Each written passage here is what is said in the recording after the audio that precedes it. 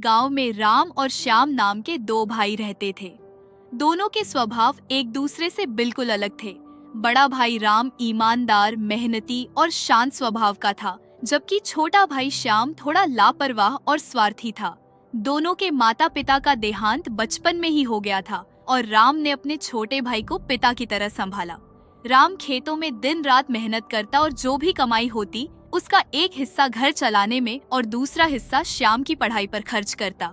राम का सपना था कि श्याम पढ़ लिख कर बड़ा आदमी बने, लेकिन श्याम को यह सब बातें समझ में नहीं आती थी। वह अपने दोस्तों के साथ समय बिताता और अपनी पढ़ाई पर ध्यान नहीं देता। पिता की संपत्ति का बंटवारा समय बीतता गया।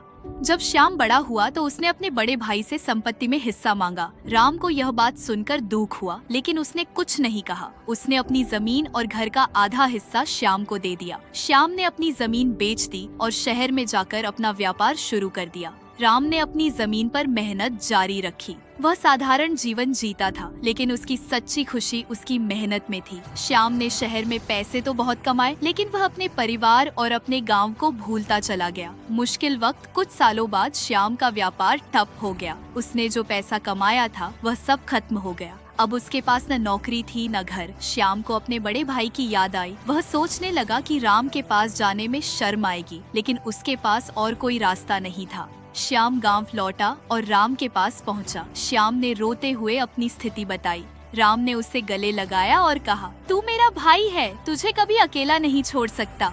नया आरंभ। राम ने श्याम को अपने खेतों में काम करने का मौका दिया और उसे समझाया कि मेहनत से सब कुछ पाया जा सकता है। श्याम ने पहली बार अपने बड़े भाई की बातों को समझा और कड़ी मेहनत करने लगा।